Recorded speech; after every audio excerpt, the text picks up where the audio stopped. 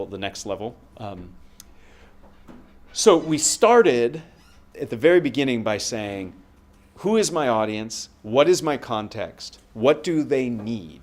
Once we started there, and we got some answers to some of those audience analysis questions, we then built upon that. And we built upon that by saying, okay, here's my speaking purpose. What do I want my audience to do, think, or feel when I'm done? We then brainstormed all the possible topics or ideas that we could cover. From that, we looked at that list, we tried to pare it down, and we said, what structure emerges organically from that? So we didn't impose something on it, we said, what emerges?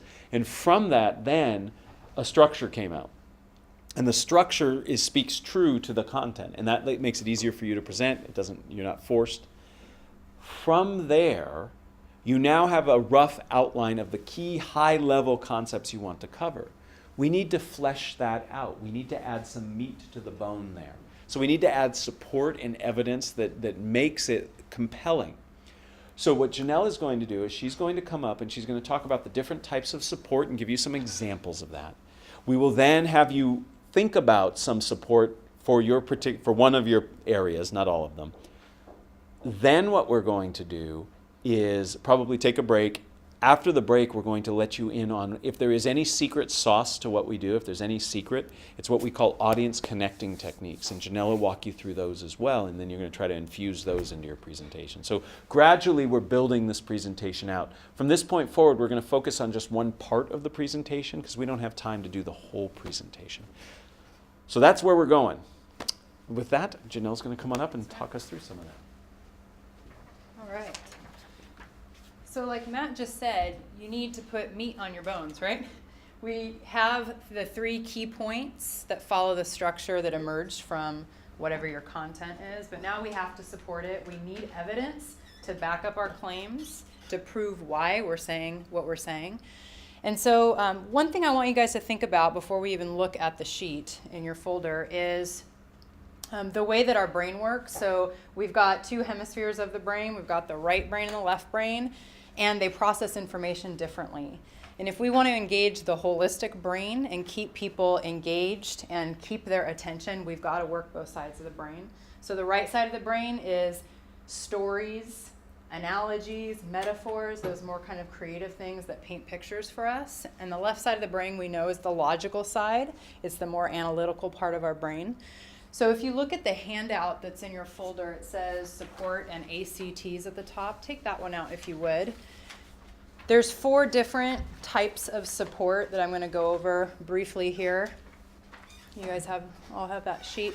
So the first one are examples. There's lots of different types of examples. You've heard Matt and I use plenty of them today. So there are success stories. This could be a great way to support maybe the value of your product or the benefit of your particular program or department. If you can point to a success story where a colleague of yours or a client used your product, for example, and they had a great outcome, that's a great piece of support. It's nice evidence. You can use case studies, personal anecdotes. So Matt used a personal anecdote just a few minutes ago. Well, I guess it was a little bit longer ago than that, but he was talking about how he was a high school teacher.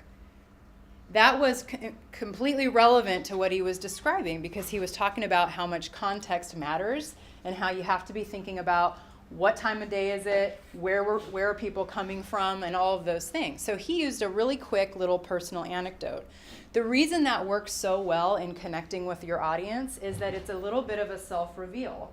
So now you know a little bit about the presenter, you know a little bit of insight about Matt, and you kind of look at him a little bit differently maybe. He's relatable, and that's a good way to wake people up, right? Because if we all kind of fade in and out of presentations, and when you give something new for someone to focus on, like a story, it brings them back to life. It gets them centered back on you.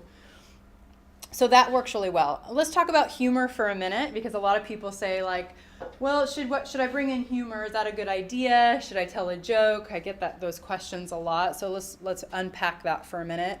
I think that if you are funny and you know you're funny, then humor can work really well. If you have to ask yourself, am I funny? You're probably not. But I think what happens is people, some people think they really want to be funny because they think that's about being dynamic. You can be a really engaging presenter and not be funny per se. But in terms of telling a joke, I try to steer people away from that a little bit, because I think that unless you're a really great joke teller, or if the punchline has something very relevant to do with your topic, I think it can backfire, because usually someone or some group of people are at the butt of the joke, and it can offend people, insult people. So it's just kind of safer not to go the joke route. However,